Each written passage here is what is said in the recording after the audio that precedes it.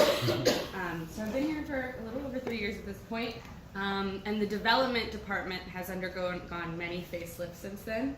Not only does it have a different name, we've gone through several rounds of leadership and all of those things. So it's been an interesting place to span all of those changes and to be able to watch how the development department has changed during that time. So my original job on the team was just a very standard foundations grant writer. I was to take the work that we do and write grants and send it out to foundations in the area and try to get them to donate us money. And at the time when I started here, we were asking for very simple things. Pay for a bloodmobile, pay for an apheresis machine. Basically just taking a quote from the company, handing it to the foundation and saying, will you pay for this? It turns out that's not really the way that foundations and companies like to fund. They want to see change, they want to see impact in the community, they want to see how many lives are affected. And so we've had to really completely rethink the way that we talk to our funders.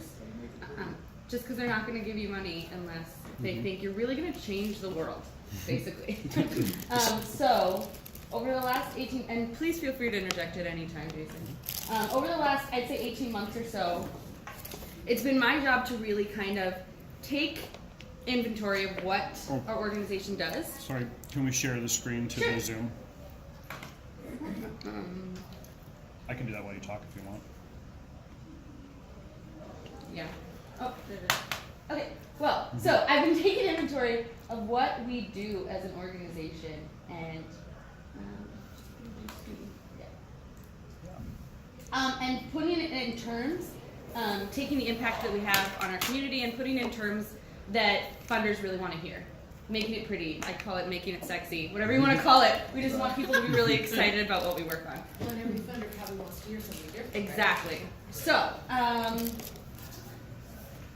as I said, and I kind of the way that I preceded this kind of is what I have up on the slides. It's no longer transaction based. Funders don't want to just buy a bus and say see you later and never want to see you again. Getting our name on the side of the bus is enough. It's just not enough anymore, the way that funders work in the community. And so now they really want to see a long-term relationship. They want to be able to call you 2 years later and say, how's that project going on? Or how can we help make it better?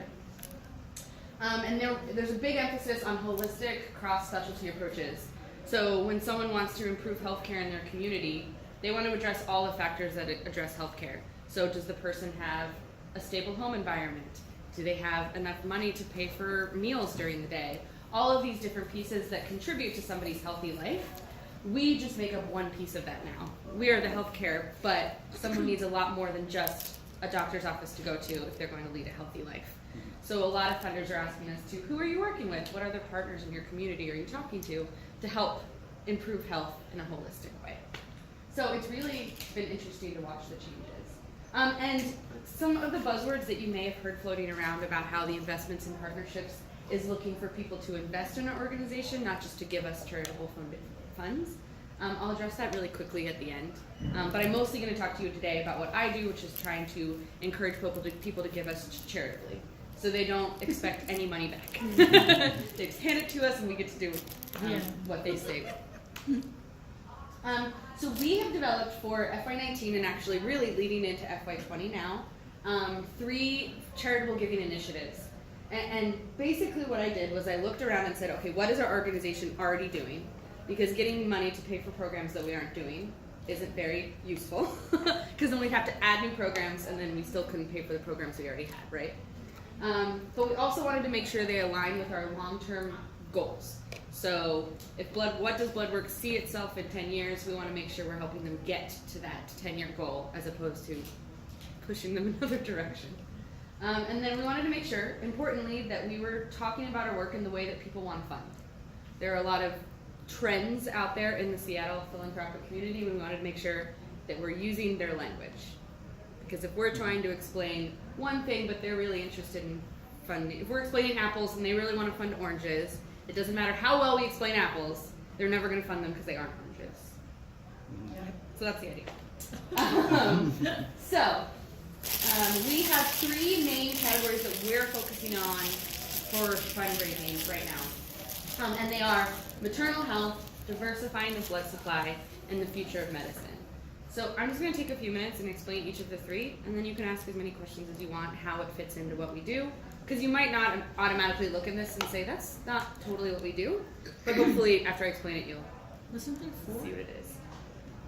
There is a fourth one called Strengthening Communities, and that's basically a bucket that we've used just for people who come to the blood center every, 8 weeks, and they just want to make donations to those programs that are going on. They want to help pay for Bloodmobiles. They want to pay for those kind of things.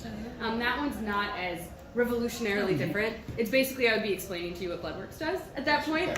Right, it's a catch-all. So that one's for a lot of our people who are Regular long-term blood donors, and they're like, I just want to make blood donation better, or I just want to keep our Bloodmobile is falling apart. I'd like to help buy a new one. So that one's kind of just the catch-all for all the folks who It's also just been really helpful love talking Bloodworks. to companies about how engaging with Bloodworks and having blood drives strengthens their community, strengthens our community. So it's a good discussion kind of. Yeah, place so we have where I some love folks that are that. working on that one. Yeah. But catch-all is a great way to put it. Okay. So if you haven't met her yet, this is Molly Firth. She is one of the members of our board of trustees. And this is her little girl, Clara. She's the cutest little thing. Molly joined our board because when she gave birth to Clara, she came in thinking she was going to have childbirth just like all of her friends. It would go smoothly and she'd walk out in 1 or 2 days and go home and take care of her baby. And she had a postpartum hemorrhage. So she began excessively bleeding during childbirth, had to be rushed into emergency surgery, and woke up, I think 48 hours later, not knowing whether she was ever pregnant, not knowing if she'd given birth, none of that. And she is a public health expert. And she was like, what the crap?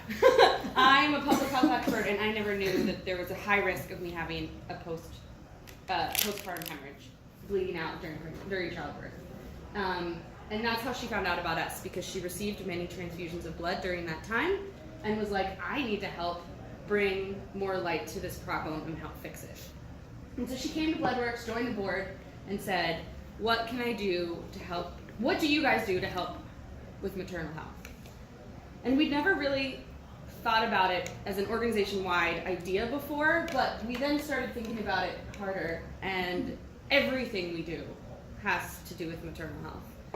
The Center for Bleeding Disorders, when a woman with a bleeding disorder gets pregnant, she certainly needs help managing that because childbirth is already pretty bloody, right? And then you add in a woman whose blood can't control bleeding. So all pregnant moms, I believe, with bleeding disorders in the state of Washington, at least consult with our Center for Bleeding Disorders. Dr. Nestor literally wrote the book on it. She has a book that she edited that's all about how to take care of moms during maternal hemorrhage. And so we just really started to connect the dots, that every time someone has a maternal hemorrhage, we're the ones providing the blood, we're providing the medical oversight, we're providing the expertise, and we also have the experts that are willing to go out to Olympia and to talk about the need for better maternal health care. So the way that we talk about it now from our side is that our goal at Bloodworks is to make childbirth safer for mothers at home and around the world, improving maternal care here. We're writing SOPs and standards that can be shared anywhere. And the way that we're doing that is we make improvements in patient care. We have researchers who are performing the clinical research to help with maternal health. And we have folks like Molly who are advocating for policy change. So I'm hoping you can see from this is that it's just taking a different view of the work that we're already doing here at Bloodworks. And that's kind of why these spins on the work that we do and putting them in terms that people are funding right now. Maternal and child health is a really big funding area in our community right now. A lot of people, I don't know if you heard in the news, but Serena Williams had childbirth complications, and she is incredibly wealthy. And there are disparities between the fact that she's an African American woman and her health care is not as good as it would have been if she had been a white woman. And so there's a lot of interest in funding in this area, and it's one of those things, we do that work. We are doing that work every day. How can we tap into those financial resources? Does that make sense?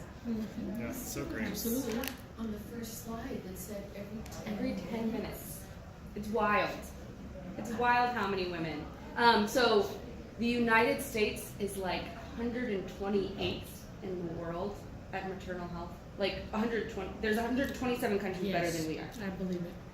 We are behind Saudi Arabia, Yeah, we Bahrain. We are the only developed country in the world that has a declining. Yep. We're getting worse, not better. It's wild. Pathetic. And Pathetic. is that noted by deaths or? So it's severe morbidity or mortality. So also when it changes someone's life, like if it causes permanent damage, we measure that as well. So morbidity and mortality. It's wild. It is wild. So I'm a grandma, and when I had, birthed my children, I Yeah. had complications. absolutely. And yeah, just looking at the way we handle it here in the U.S. compared to other countries, I wish it was somewhere else. Some of the I mean, crazy. So I did a lot of research in these areas when I was putting the story together, and some of our state-of-the-art ways to catch whether a mom is bleeding too much is they take all of the blood-soaked rags and they weigh them. And if they weigh a certain amount, then they go, oh, guess we gotta get some blood now. Yeah. It's just wild to think about. So we have the folks here who are leading the charge on fixing some of those problems. So. And this is such a important message for me because we have so many blood donors in particular, but also staff who don't really even understand that we're a nonprofit. That we take donations and that we're doing more than just collecting blood. Yeah, absolutely. So I think that's why this messaging is so powerful, eye-opening for so many people. It's like, what? And I'm really You're doing excited. that too? We're getting all of our experts are coming on Friday. We're going to do a podcast and interview, Dr. Alcorn, Dr. Nestor, Dr. Haley, about their feedback on this, so we can have a podcast that we can share with the community and say, look at all these leaders we have in this area. Look how we can make things better. Good. And the good thing is that money that goes into this program also funds the very core stuff that we do. Like, we need to collect blood to help mothers who are hemorrhaging in hospitals. So it's not like we're collecting money in these tiny little buckets that can only be used for one thing. Right. If we talk about this as a holistic program, we really can raise money for every aspect of the work that we do, which is what my goal is Yes. that we're not raising weird money that has all of these asterisks and stars next to them that we have to put in very certain buckets. That's the goal. Okay. So again, please feel free to interrupt me at any time. So this is Layla. I always like to start with stories about people because we care about people. That's why we work here. This is Layla. She is a college student. She also writes a blog and is an advocate for sickle cell disease. So she has sickle cell disease. And sickle cell disease is one of those diseases that it's possible for a child by the age of 10 to have 500, 600 blood transfusions. It is a wild thing in that their red blood cells are misshapen, and the best way to treat all of that pain is to give them transfusions of regularly shaped blood. It'll kind of help dilute out the pain that you get from those weird shaped blood cells trying to get throughout your body. And I may be preaching to the choir with some of this, so just, if you already know it, just nod, or if I say anything wrong, you can also yell at me. But when someone receives a blood transfusion, usually matching your blood type is good enough, right? If I were to go into a hospital right now, and they would give me a unit of A positive blood, it would help me if I was in danger, because I am an A positive person. However, if I were, right? There we go. She knows who to call. I always, Yep. I always like to say that my blood type is like my grades in school. A plus. Reading my master's degree, but certainly not my bachelor's.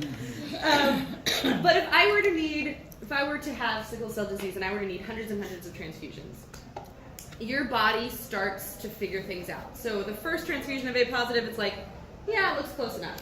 But your body will start to get smarter and smarter. Your immune system will start to recognize the less important blood types, because there aren't just 8 blood types, there are like 350 blood types. And so when you have someone who needs tens, dozens, hundreds of blood transfusions, the match needs to be closer and closer and closer and closer. Those less important blood types also need to match. I know if you've ever seen our rare donor database, the list of blood type is actually like this long, as opposed to just A+.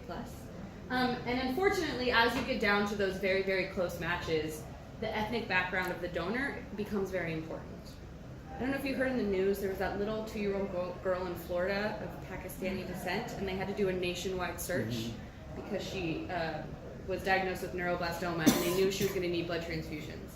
And she had such a rare blood type that they had to search the entire country just to find someone. And what they asked for was, who is of Pakistani descent? Can you come in and have your blood tested? So you can imagine we have this disease that predominantly affects African American people. They need hundreds and hundreds of blood transfusions. If we don't have enough African American blood in our database, in our donor system, they may run out of people who can give them blood. So this is a graph that I made from our donor data. I don't know how to get rid of this. But. Yeah, it's supposed to, you can minimize it. Shrink it. Hi. Yeah, nope. Usually it just goes away after you've clicked on Well, it. But okay. Well, you don't have to see that. You can just shrink Can the you- PowerPoint. So basically what this is the red lines are the ethnic makeup of our donor blood supply in 2018. So you can see that like 75% of our blood donations were from white non-Hispanic people in 2018. Now the white lines, those show you what the population is of the 18 counties in Washington and the 7 counties in Oregon that we serve. So this is the makeup of our community. That's And- both Washington, Oregon? Yeah, I went through and pulled census data from every county that we serve. It's tedious work. So what you can see is that we have an overrepresentation of white non-Hispanic people in our blood supply. But the Asian, Hispanic, African American, multiracial, American Indian, Alaska Native populations are underrepresented in our blood supply. This isn't as bad as some places look. We're actually pretty good at working within these ethnic minority communities, but we're not nearly good enough. So you can see that our blood supply only is about half representing our Hispanic community, for example. So it's really important for us to think about what communities are we working with. Are we just trying to get butts in seats, or are we trying to get the right butts in our donor centers? And this is something we obviously have been talking a lot with about our marketing, communication, donor engagement teams about what do we do to help address these disparities? Because theoretically, all of these people who are underrepresented in the blood supply are receiving potentially inadequate health care because they'll come in to receive blood and we may not have the blood that they need. So the goal of this, the way that we're talking about the health equity in the blood supply, is that we want to ensure that every member of our community has equal access to blood that they need in time. And the plan that we've been working on, again, really reiterating that we're doing the same stuff that we've always been doing, just putting names on it and putting it in pretty packages with bows on them, is to strategically recruit and retain blood donors from all backgrounds represented in our community, be it age. As we all know, our blood donors are getting old. We need to start recruiting younger. We need to make sure we cover all ethnicities. And then the sexual orientations get to the next little piece that I'm going to talk about. Well, Yeah. Just kind of a side note, there's a sickle cell walk Yeah. that happens. Have we been supportive of that? So our diversity and inclusion committee has, so Janine Clark, who works in our Okay. department, yeah, she goes every year. I think she spoke this year. So she does go, and we have a presence there, but I absolutely think we can do a lot more with them. In Seattle in general, people always go like, oh, there's not that large of an African American community here. That's literally what we hear sometimes. And it's like, okay, well, there is one, and we can work with them better. So it's absolutely true. Those kind of things are great places, and things that we're looking for. You know, does a corporation want to sponsor us to host a blood drive at the sickle cell walk? Those are things that are very tangible for corporations and foundations to want to give money to. Another potential consideration for contact would be Bobby Henry, for Seahawks player whose daughter was sickle cell. Yeah. So he would, I know while he was in town, he was a huge advocate for this money. And that's Yeah. kind of, I've been out of the sickle cell walk a couple of times. It is severely lacking support, which Absolutely. is probably part of the reason why there's such little, Right. impact and turnover. Yeah, absolutely. I should introduce you to Juan Cotto if you haven't met him yet. He's our director of social impact, and this is he's kind of grabbed this by the reins and is running with it. So I'm really excited about all the work that he's getting done.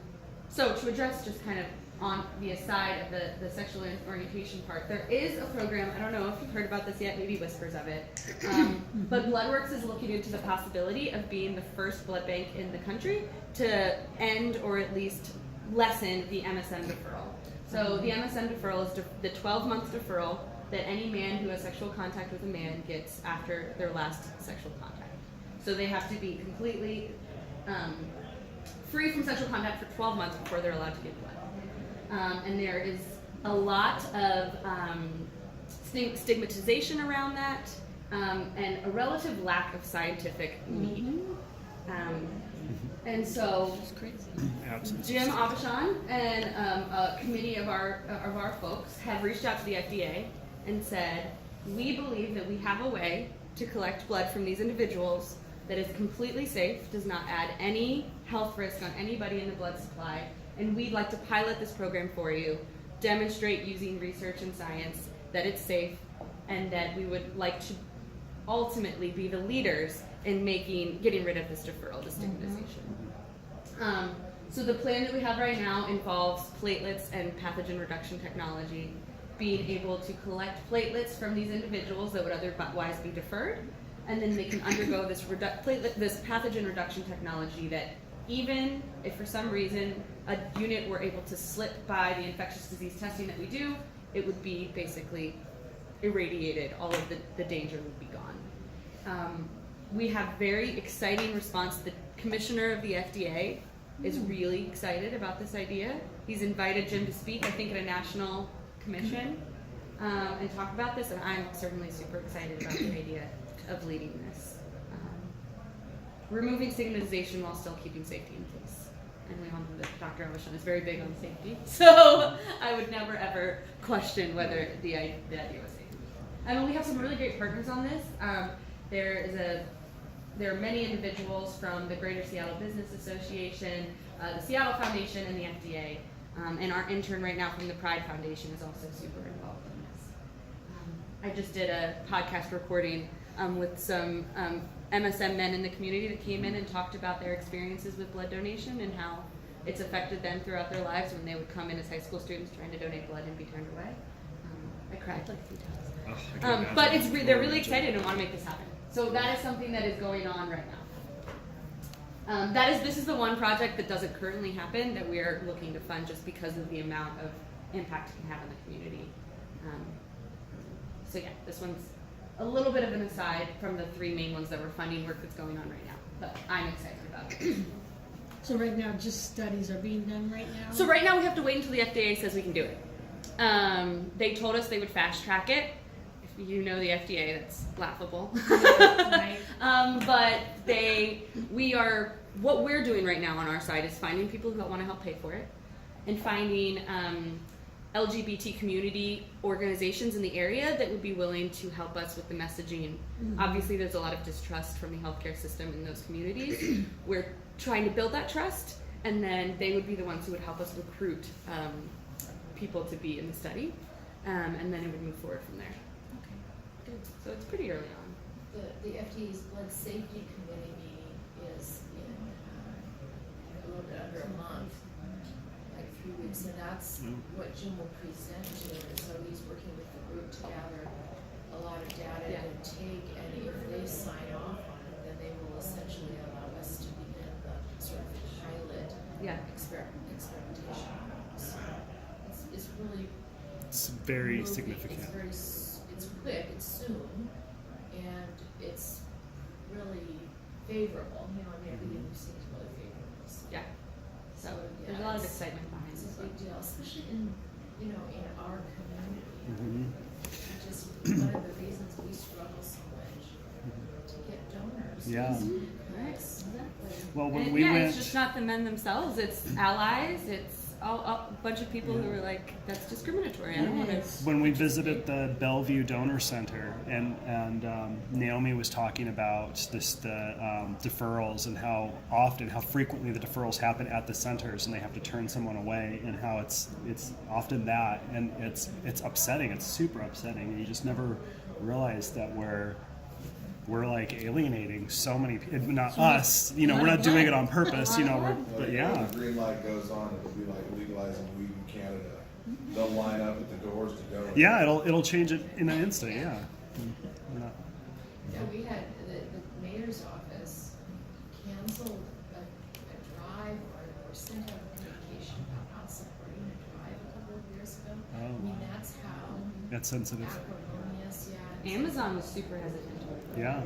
Well, there's a lot of people that think it's unfair and not the right way to do it. So Jim's been working behind the scenes quietly and persistently. I Absolutely. admire so much. He went to For King years. Club and addressed, and his relationships just really working hard to get the trust. And so, Well, I think our presence in the Pride Parade is something that's, going to keep us ingrained in that community. Even though right now we kind of cannot really Right. Well, that's exactly serve what. them. We're serving them one way, not the other. When we ask the community, when we ask the communities, we're like, how can we, what can we do now? They're like, show up, be around, show us that you want to be a part of our community, not just use us, because it can very quickly go, oh, you just want our blood.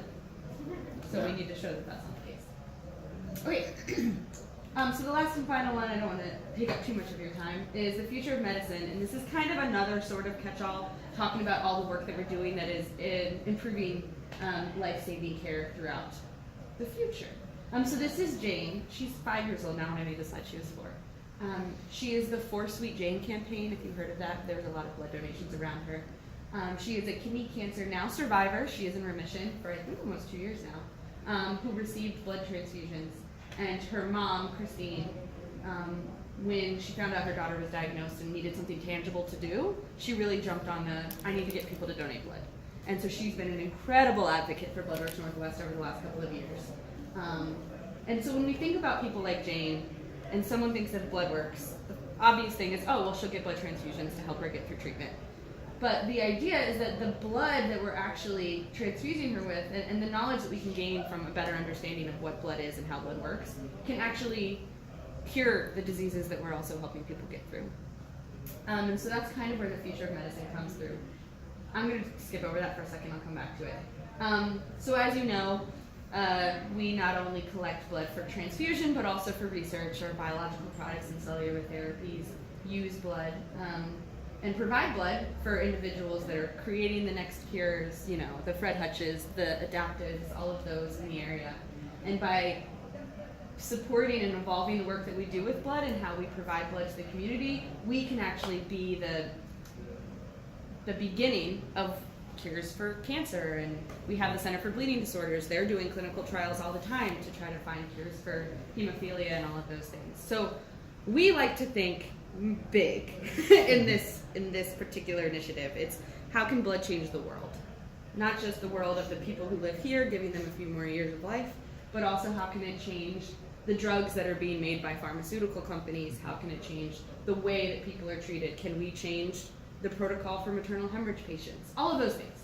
And so this is really those people, the investors the donors and investors that we're really talking to in this area are the people that want to change the face of healthcare. Some of them are doing it out of the goodness of their own hearts. Some of them are doing it because they own a biopharmaceutical company and they would love to see the discoveries coming out of our research institute and the discoveries that are being spurred on by us providing blood to companies. And so this one is, again, a very big hierarching story. The slide that I skipped over is just another one of those things that blows my mind. So this is talking about 31 cancer drugs that are currently on the market. On the left side, you can see the ethnic makeup of the people who are affected by these cancers. So as you can see, it's probably about 50% white, 50% black. Okay, so 40, 40, 20. But then you look at the people who are in the clinical trials to make the drugs that are being used to treat those cancers, and they're almost exclusively Caucasian people. They don't recruit people from diverse communities when they're doing clinical trials. And as we all know, genetics and our genetic makeup is very different between different people. Well, between anybody in this room, but not to mention between ethnicities. But they're finding that these drugs work better on white people than they do on other communities. And so we're literally, the drugs that are being made today, Teresa likes to call them racist, but the idea is that they work better in white people than they do in other people. And so that graph that I showed you about how we're really trying to move the needle toward having our blood supply actually represent our community, if that's the case and we're the ones supplying the blood and running the clinical trials, we actually can help move the needle on this too. So this future of medicine one really you have to think 10 steps past the blood donation in this one. But I find it exciting to think about the amount of change that we can impact by, again, continuing to just collect blood like we do. So, I just talked a lot at you. We do have a website called impact.bloodworks.nw.org that you can poke around and look at all these. I'm assuming you've looked at it. That's why you knew there were 4. Is that why? But that kind of is where we rehash all of this information. And this is what we are going out in the community and talking to people about. And somewhat about those strengthening communities that we are also telling them, yes, if you want to, we're not telling people you can't pay for a bloodmobile. The state of Washington just did that this year. But we're saying there are other options if you really want a more involved connection to the work that we're doing. Can we talk about MSM outside of Bloodworks? Is that public yet, or? We've shared with our partners. Yeah. We don't want. I think we want to get to the. We don't want press releases, right? Yeah, right. I think you can talk with Okay. friends and family and colleagues and stuff. I wouldn't go to the Washington Post and say, "Hey, have I got a story for you?" But I don't think there's a. Okay, because that to me is Silence the most around exciting thing that we're doing. I talk about it all the time. Yeah, me too. Thank you so much. That was fascinating. Yeah. So Jason said we'll have a recording of this that we can share if you are telling somebody who wasn't able to come today and they would like to just hear the presentation. We can share that. I honestly think this would be good for any kind of roundtable discussion, for the holistic view of the organization. Right. Because just like you stated originally, most people think we collect blood and we distribute blood. Yep. I mean, that is what 90% of the people in our organization think. Collect, test, is Collect, distributed. get it out, Yeah. put it back into somebody. Take it out of one person, put it in the other. So like this depth, it does grant a larger picture, not just about take Right. blood, spit blood back out. Yeah, and Deneen and Jason work a lot on how do we disseminate this throughout the organization, and we're always open to ideas. I mean, Deneen's talked about, can we go to staff meetings and just give a quick presentation? Can we, make flyers and share them around? We do have some if anyone wants flyers. Can we make a poster that hangs up in break rooms and things like that? She has lots of ideas and stuff that we can just. People who want to know more can learn more. I can tell you, posters and break rooms are not going to touch people. See, there you go.